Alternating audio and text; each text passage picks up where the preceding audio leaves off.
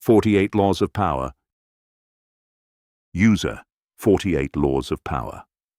Chapter 1. Introduction to the Concept of Power and its Universal Laws. Power is an omnipresent force. It shapes every facet of our existence, from the most intimate personal relationships to the grand stage of global politics. It is the invisible hand that guides decisions, the subtle current that directs the flow of resources, and the unspoken language of every human interaction. To be unaware of power is to be its perpetual victim. To understand it is to gain a measure of control over one's own destiny. This book embarks on an ambitious journey to dissect this complex and often unsettling subject and to equip the reader with a comprehensive understanding of the dynamics that govern power.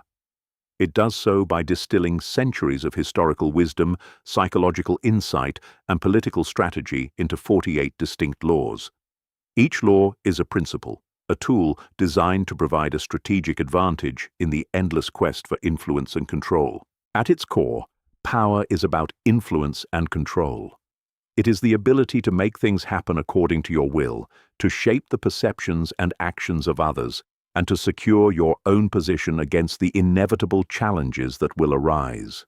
To wield power effectively, one must first grasp its fundamental nature and the universal laws that guide its operation.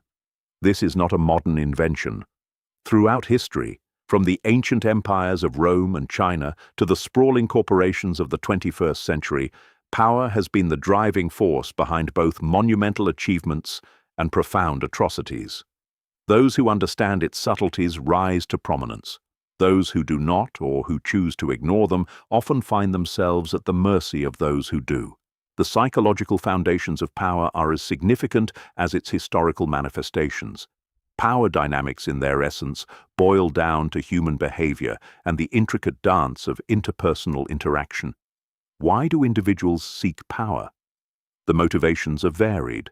The desire for security, the need for recognition, the drive for autonomy, or simply the intoxicating thrill of control. How do they assert it? Through charisma, through fear, through strategic alliance, or through the calculated use of information?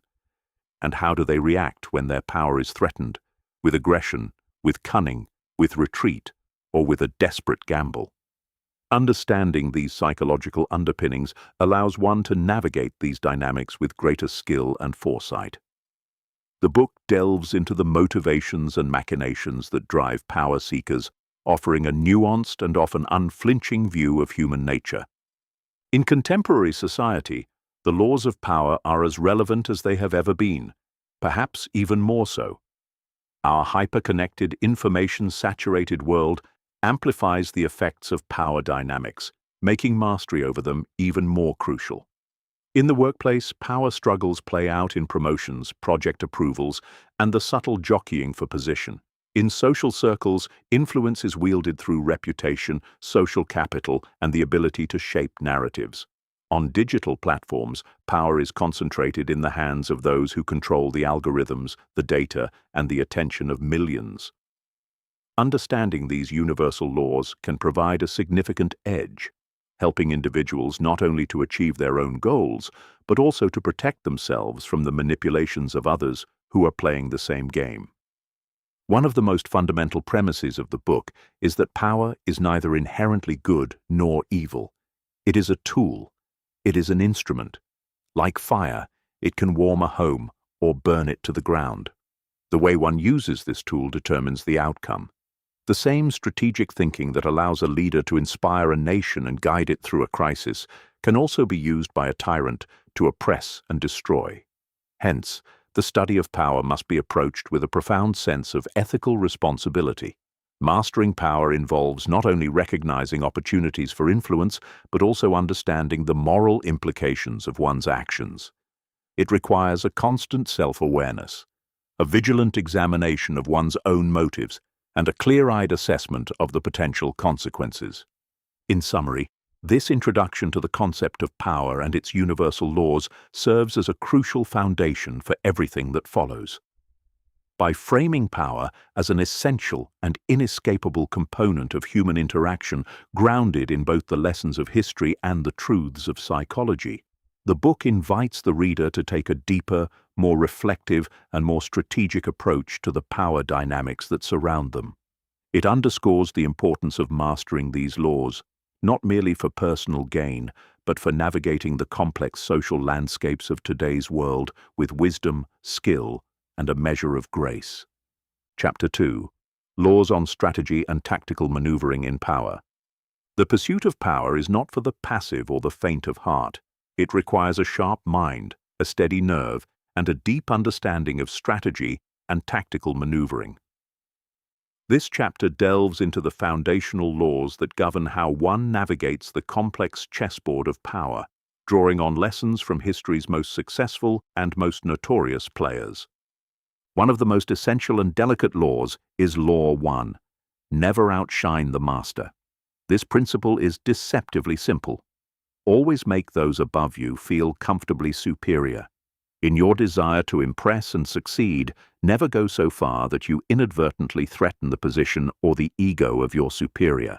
To do so is to invite disaster. The historical example of Nicolas Fouquet, the finance minister to King Louis XIV of France, serves as a chilling cautionary tale. Fouquet was a man of immense wealth and cultivated taste. When the king announced he would visit Fouquet's estate, Fouquet pulled out all the stops. He hosted an extravagant fête, a spectacle of opulence and artistry that was unparalleled in its grandeur. The gardens were immaculate, the food was exquisite, the entertainment was world-class. Fouquet's intention was to flatter the king and demonstrate his own loyalty and refinement, but his plan backfired catastrophically. Louis XIV, a man obsessed with his own glory and absolute authority, was not flattered. He was enraged. The display of wealth and power by a mere subject was an intolerable affront. Fouquet had, in his moment of triumph, outshone the master. Within weeks, he was arrested on charges of embezzlement and spent the rest of his life in a miserable prison. His fate is a stark reminder. Never allow yourself to become more brilliant than your leader. Let the master shine. Your own advancement depends on it.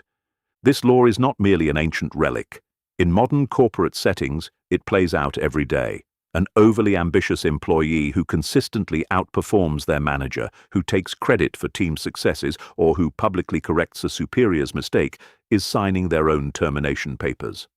The manager, feeling threatened, will use their positional power to cut the upstart down to size. The wise player knows how to achieve results while making their boss look good.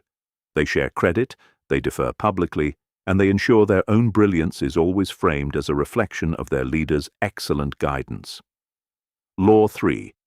Conceal your intentions is another cornerstone of strategic power. Keep your plans and your true goals hidden from others. When those around you are kept in the dark about your ultimate objectives, they cannot mount an effective defense or formulate a counter-strategy. You maintain the element of surprise, which is one of the most potent weapons in any power struggle. The ancient Greeks famously demonstrated this principle with the Trojan horse.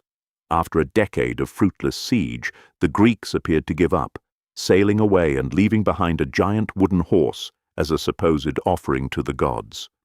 The Trojans, believing their enemy had conceded defeat, dragged the horse inside their impregnable walls. But the horse was not a gift. It was a deception, concealing a select force of Greek soldiers within its hollow belly.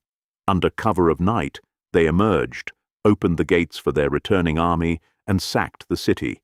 The concealment of their true intentions led to a victory that a decade of open warfare could not achieve. At the outset. They may feign interest in at the outset. They may feign interest in one issue to distract from another. A company planning a hostile takeover will go to great lengths to conceal its interest, quietly accumulating shares through intermediaries until it springs the trap. A leader navigating a complex organizational change will often keep their plans close to the vest, sharing information on a need-to-know basis to prevent opposition from coalescing before the plan can be executed.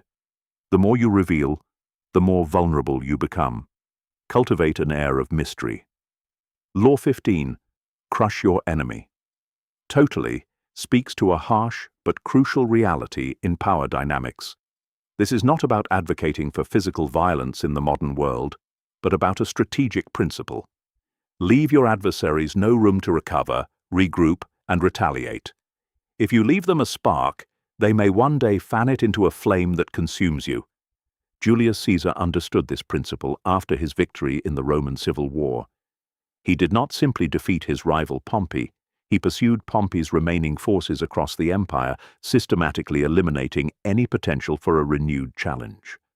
He understood that a partially defeated enemy is still a dangerous enemy, nursing grievances and waiting for an opportunity for revenge. In the business world, this principle is seen when a dominant company acquires a struggling competitor. They don't just compete with them, they absorb them, eliminating the competition entirely. The goal is not to wound, but to ensure the threat is permanently neutralized. Law 21. Play a sucker to catch a sucker. Seem dumber than your mark. Leverages the power of underestimation. By appearing less intelligent, less competent, or less ambitious than you truly are, you lull your opponents into a false sense of security. They will dismiss you as harmless, lowering their guard and revealing their own strategies and weaknesses.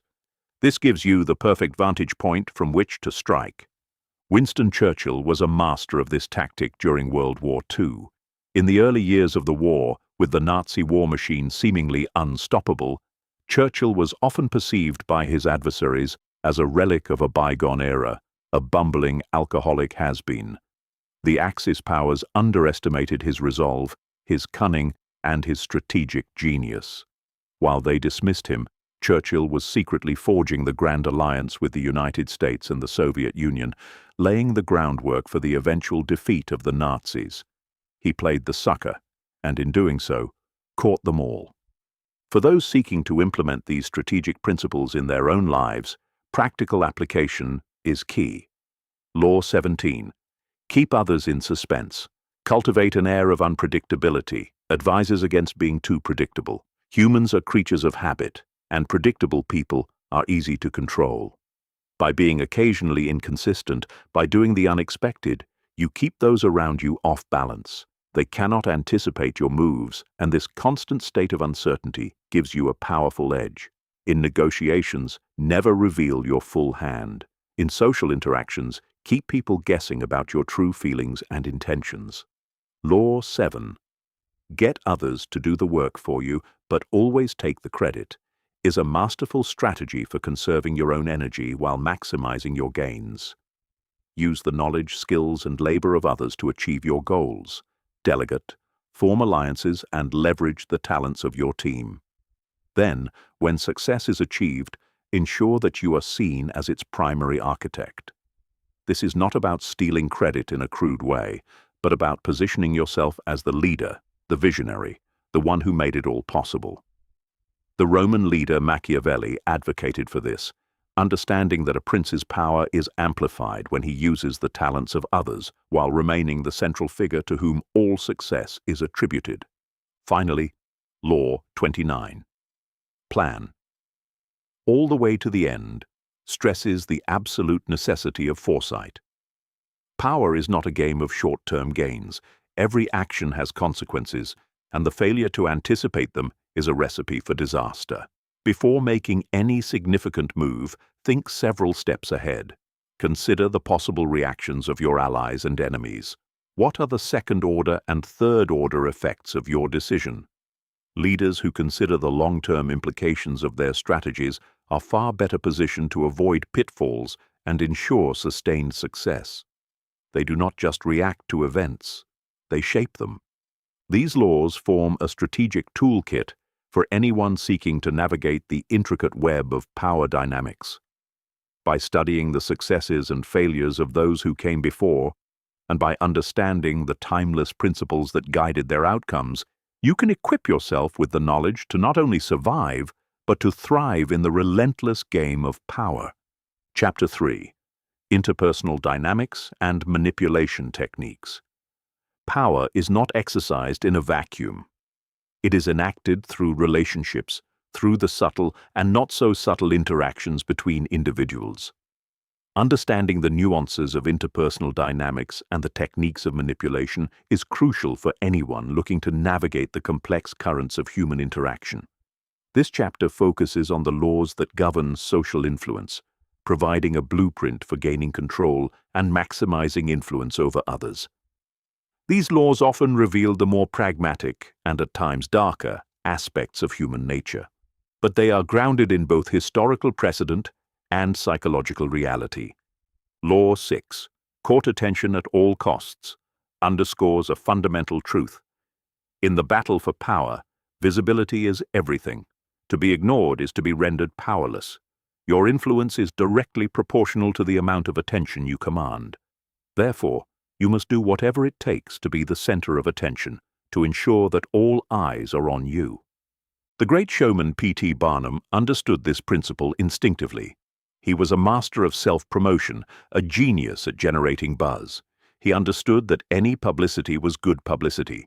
He would create controversy, stage elaborate hoaxes, and make outrageous claims, all with the sole purpose of keeping his name and his attractions in the public eye. His philosophy was simple. If people were talking about him, even if they were criticizing him, they were still paying attention. And attention, he knew, could be converted into influence and wealth. In the contemporary world, this law manifests most powerfully through social media. The individuals who rise to prominence on these platforms are not necessarily the most talented or the most knowledgeable. They are the ones who have mastered the art of capturing attention. They post provocative content. They engage in public feuds. They create viral moments. They understand that in a sea of endless information, the one who stands out, who commands the gaze, is the one who wields power. To court attention is to build a platform from which influence can be projected. Law 13. When asking for help, appeal to people's self-interest, never to their mercy or gratitude, cuts through the sentimental fog that often obscures our understanding of human motivation. People are primarily driven by their own self-interest. Expecting them to act out of altruism, pity, or a sense of past obligation is a strategic error. If you need something from someone, you must show them how helping you will benefit them. Benjamin Franklin, a man renowned for his wisdom and diplomatic skill, was a master of this principle. Early in his career, he had a political rival who was known to be hostile towards him. Instead of trying to win him over with flattery or appeals to fairness, Franklin used a different tactic. He knew that his rival had a rare and valuable book in his library. Franklin sent him a polite note, asking if he could borrow the book. The rival, flattered by the request and perhaps curious, sent it over. Franklin returned it a week later with a heartfelt thank you note. The next time they met, the rival spoke to Franklin for the first time, and they eventually became friends. Why did this work? Franklin had given the man an opportunity to do a favor. The act of doing a favor, of being helpful, created a positive feeling in the rival towards Franklin. He had a stake in Franklin's goodwill. He was invested. Franklin had appealed not to the man's mercy, but to his self-interest in feeling generous and important. Will benefit the other party. You frame will benefit the other party. You frame your proposal not as a request for their help, but as an opportunity for their gain. When seeking a promotion, you do not plead for a raise based on your personal needs. You present a case showing how your increased responsibilities and contributions will benefit the company's bottom line. Always speak to the self-interest of the other. Law 33. Discover each man's thumbscrew is about the strategic identification of a person's weaknesses or vulnerabilities. Every individual has a psychological thumbscrew, a hidden insecurity, a secret desire, a point of leverage. If you can identify this thumbscrew, you have gained a powerful form of influence over that person. You can use this knowledge to motivate them, to control them, or to disarm them. Philip II of Macedon, the father of Alexander the Great, was a master of this art. He did not conquer Greece through brute force alone. He was a brilliant diplomat and strategist who understood the importance of psychology. He would study his adversaries, learning their ambitions, their rivalries, and their fears. He would then exploit these weaknesses, bribing the greedy, flattering the vain, and sowing discord among the suspicious. By the time he was ready to strike militarily, his enemies were already divided and demoralized, their thumbscrews expertly twisted. In contemporary life, this law requires keen observation and emotional intelligence. It means listening carefully to what people say and, more importantly, to what they don't say. It means noticing what makes them defensive, what makes them light up with pride, and what they desperately try to hide. This knowledge is power. It allows you to tailor your approach to each individual, to press the right buttons at the right time. But it also comes with a profound ethical responsibility. To discover someone's thumbscrew is to hold a degree of power over them. How you choose to use that power is a matter of character. These laws on interpersonal dynamics and manipulation are not merely theoretical. They are practical tools for understanding and navigating the human landscape.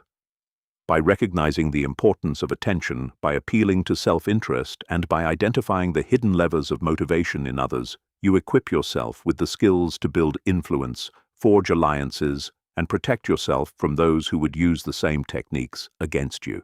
Chapter 4. Self-preservation and defense mechanisms in power struggles. In the ruthless and often treacherous landscape of power dynamics, the ability to go on the offensive is only half the battle. To maintain and enhance one's position of influence, it is equally essential to master the art of defense. This chapter delves into the laws that fortify your defensive strategies, providing a robust framework for protecting yourself against the myriad tactics of those who may seek to undermine, usurp, or destroy your authority. Self-preservation is the first law of power. Law 3, which we have already encountered, is a keystone for self-preservation. Conceal your intentions. By keeping your true goals and motivations hidden, you create a layer of unpredictability that acts as a shield. When others are unaware of your ultimate objectives, they cannot effectively plan to obstruct you. They are forced to react to your moves rather than anticipate them. This strategic opacity not only safeguards your plans, but also disorients your opponents, keeping them perpetually off balance. In a world where information is a primary weapon, your silence is your armor. A corollary to this is Law 4. Always say less than necessary. This principle reinforces the aura of inscrutability. Powerful people impress and intimidate by saying little. The more you speak, the more likely you are to say something foolish, to reveal a weakness, or to provide ammunition to an enemy. Silence, when used correctly, is profoundly powerful. It can induce uncertainty and anxiety in others while projecting an image of confident self-control. When you are asked a question, you are under no obligation to fill the silence with a complete answer. A measured pause, a simple reply, or even a thoughtful look can be far more effective than a torrent of words. By saying less than necessary, you retain control of the conversation and protect your inner thoughts from the scrutiny of others. Law 5. So much depends on reputation. Guard it with your life cannot be overstated.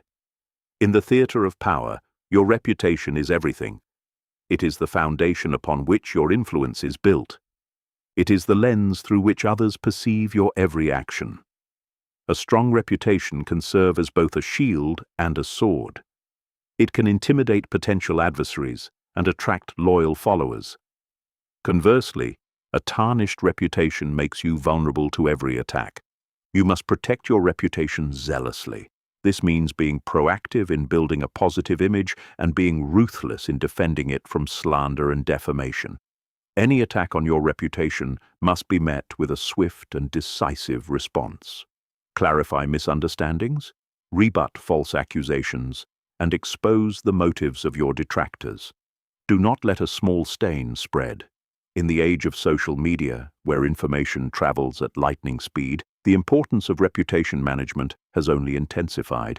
A single viral piece of misinformation can destroy a career built over decades.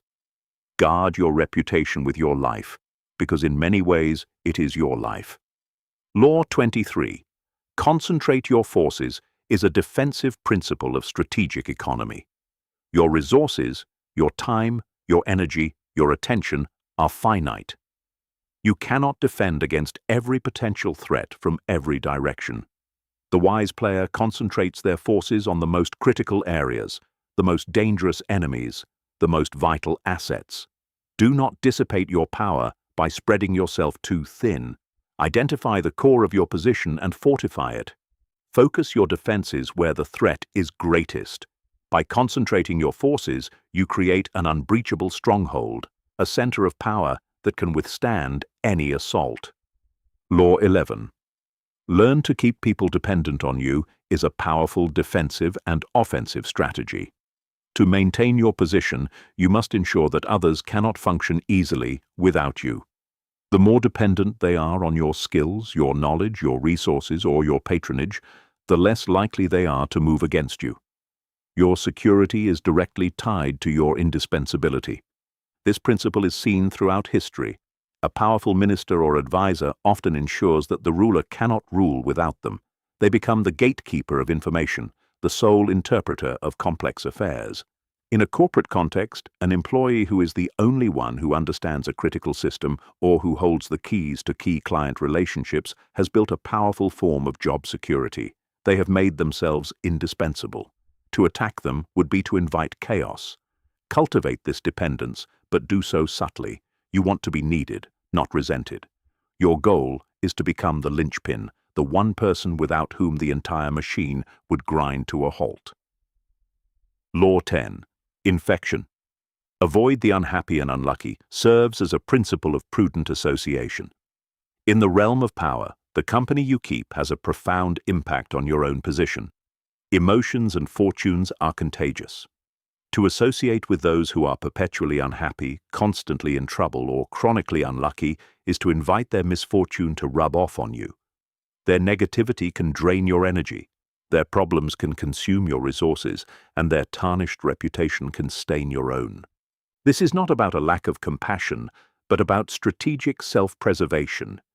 You have a responsibility to protect your own power base. Surround yourself instead with capable, positive, and resourceful individuals. Forge alliances with those who are rising, those who are fortunate, and those who share your ambition. Healthy alliances are essential for maintaining a strong and unassailable position. The people you allow into your inner circle are a reflection of you. Choose them wisely. Finally, Law 16. Use absence to increase respect and honor is a defensive tactic that leverages the power of scarcity. In a world where you are constantly visible, you become familiar, and familiarity can breed contempt. Your constant presence can diminish your perceived value. By strategically withdrawing, by making yourself less available, you create a void. People begin to wonder where you are. They begin to appreciate what they had when you were present. Your absence increases your perceived value and enhances the respect and honor accorded to you upon your return. Do not wear out your welcome. Do not let people take your presence for granted. Learn when to step back, when to disappear, when to create a hunger for your return. This is a subtle but powerful form of self-defense, a way of ensuring that you are valued not just for what you do, but for who you are. Building and maintaining a position of strength is a dynamic and ongoing process. It demands constant vigilance, strategic adaptability, and a deep understanding of human nature. By integrating these defensive laws into your power repertoire, you erect invisible fortifications around yourself. You protect your flanks, you secure your rear, and you ensure that you are not merely a player in the game, but a formidable and enduring presence. Chapter 5. Building and maintaining authority and respect. Chapter delves into the laws, and chapter delves into the laws and strategies needed to build a commanding presence, to cultivate an image of power, and to maintain the respect of those around you over the long term. Authority is not merely granted, it is constructed carefully and deliberately. Establish authority. You must project and establish authority. You must project an image of confidence, competence, and absolute control. This involves not just looking the part, but also behaving in ways that consistently reinforce your authority. Law 34. Be royal in your own fashion. "Act like a king to be treated like one," encapsulates this principle perfectly. If you carry yourself with dignity and self-assurance, if you project an aura of royalty, others will begin to perceive you as such and will treat you accordingly. Your own self-regard sets the standard for how others regard you. If you are uncertain, hesitant, and apologetic, you invite disrespect. If you are poised, decisive, and assured, you command respect. This is not about arrogance or pretension. It is about embodying the role you wish to occupy. Study the behavior of those who have commanded respect throughout history. They speak with deliberation. They move with purpose. They maintain eye contact. They do not fidget or display nervous energy. They are comfortable with silence. By adopting these external behaviors, you begin to shape the internal perceptions of others. You plant the idea that you are someone of importance, someone to be taken seriously. Building authority also requires a keen understanding of the beliefs and values of those you wish to lead. Effective leaders create an image that resonates with their audience. They align their personal brand with the expectations, the cultural norms, and the unspoken desires of their followers. This strategic alignment fosters a deep sense of trust and loyalty. People follow those who seem to understand them, who seem to be one of them, yet who also stand above them.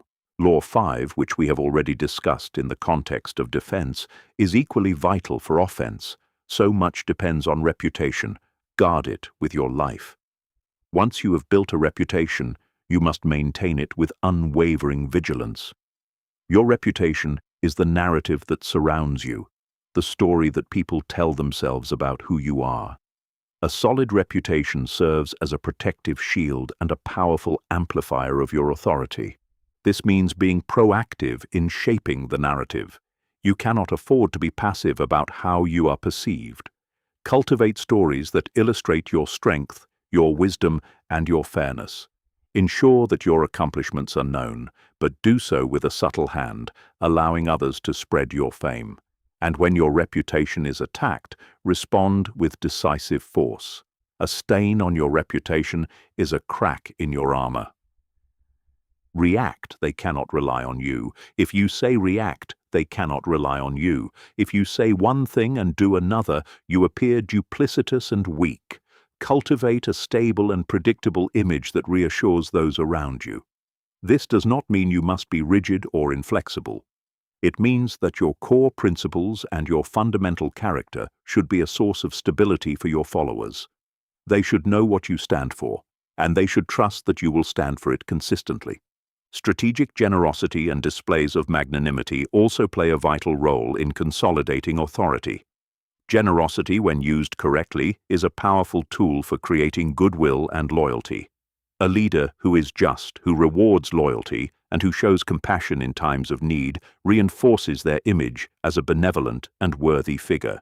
People are more willing to follow someone who cares for them, who looks out for their interests.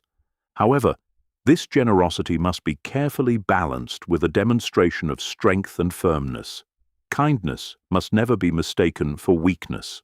A leader who is only generous, who never shows their teeth, will eventually be taken advantage of.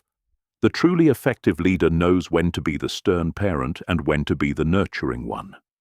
They balance reward with discipline, ensuring that their generosity is seen as a gift, not an entitlement. Maintaining authority also involves strategically managing conflicts and challenges.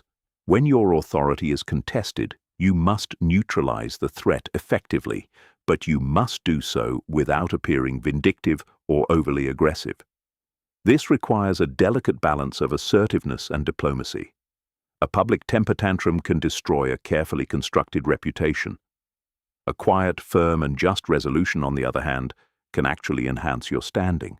Handle challenges in a way that demonstrates your strength, your fairness, and your absolute control of the situation. Forging alliances and cultivating a network of supportive followers is another essential strategy for entrenching your authority. No leader stands alone.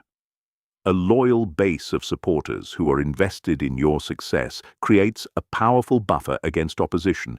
These are your eyes and ears, your advocates and defenders. They amplify your message and protect your interests when you are not present. Law 2. Never put too much trust in friends.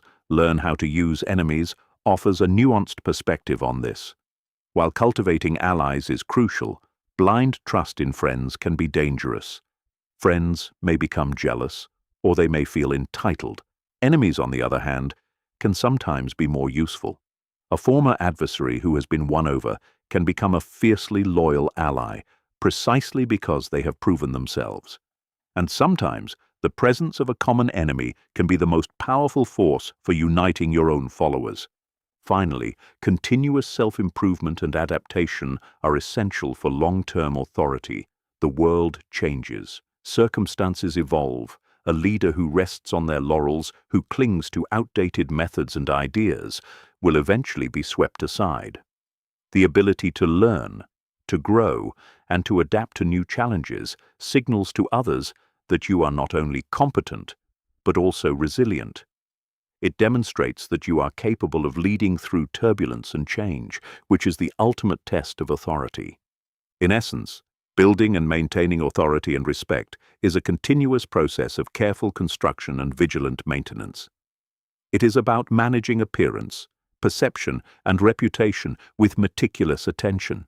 It is about acting with consistency, wielding generosity with wisdom, handling conflict with grace, and never ceasing to grow.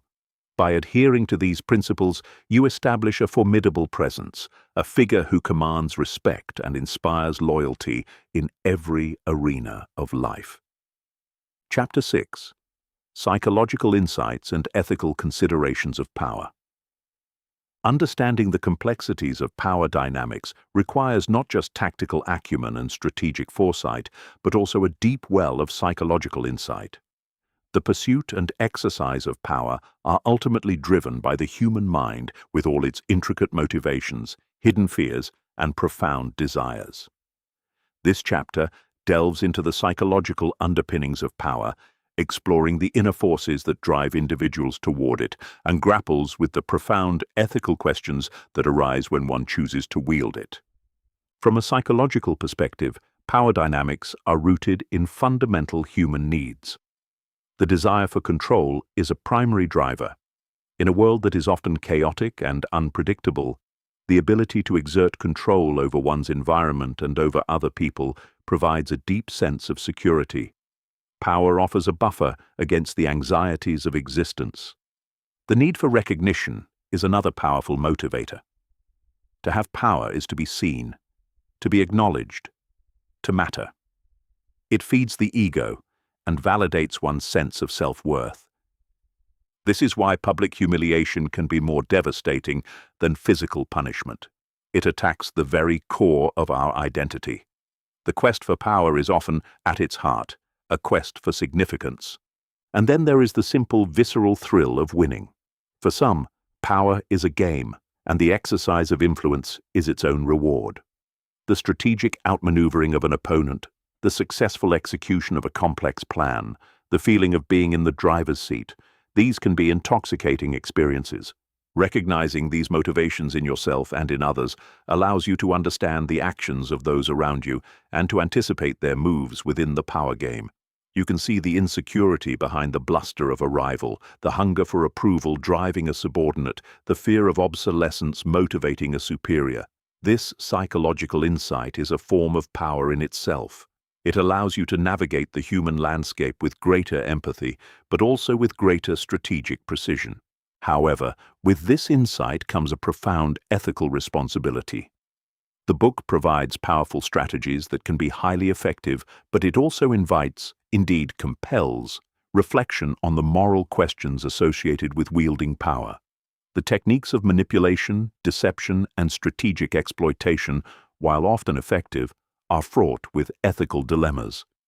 Consider the laws we have explored. Law 3.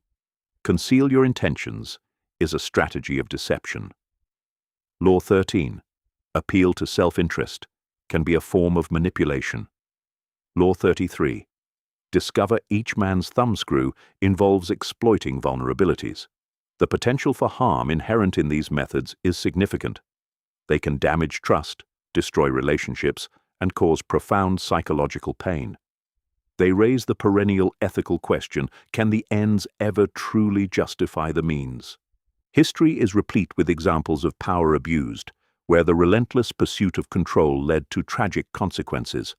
From the minor fallout in a sabotaged friendship to the large-scale societal upheavals caused by tyrannical rulers, the misuse of power leaves a trail of destruction. It is vital, therefore, to approach the wielding of power with a profound sense of responsibility and an acute awareness of the potential for harm. This is not to say that the pursuit of power is inherently immoral. Far from it. Power, in the hands of a benevolent leader, can be a force for immense good. It can be used to build institutions, to protect the vulnerable, to inspire progress, and to create a better world. The difference lies in the intention and the character of the wielder. Balancing ambition with integrity becomes the central challenge. The ambitious pursuit of power can easily lead one down a slippery slope. The small compromises, the rationalizations, the gradual erosion of principles, these are the subtle traps that await the power seeker. It is essential to maintain a clear sense of your own moral compass, to establish boundaries that you will not cross, and to cultivate a capacity for self-reflection that allows you to see clearly the consequences of your actions. Integrity in power is not about being nice. It is about being principled. It is about having a core set of values that guide your decisions, even when those decisions are difficult. It is about being trustworthy, so that your word has weight. It is about being just, so that your authority is seen as legitimate. A leader without integrity may achieve short-term gains, but their power will be built on sand, vulnerable to the shifting tides of fortune and the eventual rebellion of those they have wronged. Asks you to consider not just how to not just how to achieve power, but what you will do with it once you have it. The answers to these questions define not just the kind of leader you will be, but the kind of person you are. Chapter 7. Conclusion. Mastering the subtle art of power. We have journeyed through a vast and complex landscape, from the foundational understanding of power as an inescapable force in human affairs, through the strategic laws of maneuvering and the subtle techniques of interpersonal manipulation, to the essential principles of self-preservation and the careful construction of authority. We have delved into the psychological depths of human motivation and grappled with the profound ethical responsibilities that accompany the wielding of influence.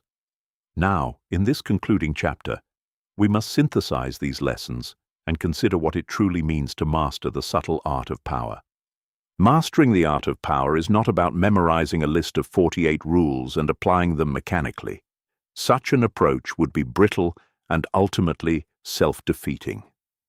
True mastery involves a deep, intuitive understanding of the principles that underlie these laws and the wisdom to know when and how to apply them in the infinite variety of real-world situations. It is an art, not a science. It requires judgment, flexibility, and a constant attunement to the shifting dynamics of the moment. Throughout this exploration, a central theme has emerged. Power is not merely about domination or control over others. It is a more nuanced concept, encompassing influence, respect, authority, and the ability to shape one's own destiny. The ultimate goal of studying power is not to become a tyrant, but to become the master of your own life, to navigate the social world with skill and agency, and to protect yourself from being merely a pawn in someone else's game. The laws of power provide a framework for understanding the dynamics that are always at play, whether we are aware of them or not. They are descriptive of human behavior, not just prescriptive for the ambitious. By recognizing these patterns in the actions of others, we gain the ability to anticipate, to defend, and to respond effectively. By internalizing these principles in our own conduct, we gain the ability to act with greater purpose and strategic clarity. The application of these laws extends far beyond the realms of politics and corporate boardrooms. They are relevant in every human interaction. In your family, you can understand the subtle power dynamics between siblings and parents. In your friendships, you can recognize the unspoken competitions and alliances. In your community, you can see how influence is built and wielded. The principles of power are the grammar of social interaction. Learning them allows you to speak the language fluently. However, the book's emphasis on strategic thinking and tactical maneuvering must always be balanced with a deep respect for the ethical considerations we have discussed. The misuse of power can lead to destructive consequences, not only for others, but for oneself. A life built on manipulation and deceit is a lonely and precarious one. The respect and loyalty earned through integrity, fairness, and genuine leadership are far more durable and rewarding than the compliance extracted through fear and trickery. Therefore, to master the subtle art of power, one must strike a delicate balance between ambition and integrity. This is the path of the wise leader. It involves pursuing your goals with vigor and strategic intelligence while never losing sight of your moral compass. It means being able to play the game with skill, but also knowing when to walk away, when to show mercy, and when to use your power for the greater good. The emphasis on self-preservation and defense mechanisms throughout the book highlights another crucial aspect of mastery: resilience. The pursuit of power is not a sprint, it is a marathon. There will be setbacks, challenges, and defeats. The key is to build a foundation strong enough to withstand these blows, to learn from them, and to adapt. The laws of defense are not just about protecting your position. They are about building an inner fortress of strength and self-possession that cannot be shaken by external events. Ultimately, the laws of power serve as a guide to navigating the complexities of life and society with greater awareness and intentionality. They encourage us to look beneath the surface of events, to understand the hidden currents of motivation and interest that shape human action. They challenge us to take responsibility for our own position in the world, to be proactive rather than reactive, and to cultivate the skills and awareness necessary to shape our own destiny. The journey through these 48 laws is not an endorsement of cynicism or manipulation. It is an invitation to wake up. It is a call to recognize the power dynamics that are always in play and to engage with them consciously and wisely. It is a tool for understanding not only how to achieve influence, but also how to protect yourself from those who would use these same principles against you. By mastering these principles, you enhance your ability to influence, to lead, and to navigate the ever-present power dynamics that shape our world. You move from being a passive participant in the game of life to an active, skilled player. You gain the power not just to react to events, but to shape them. And in doing so, you take a significant step towards true autonomy and self-determination. The laws are the map. The journey and the destination are yours to choose.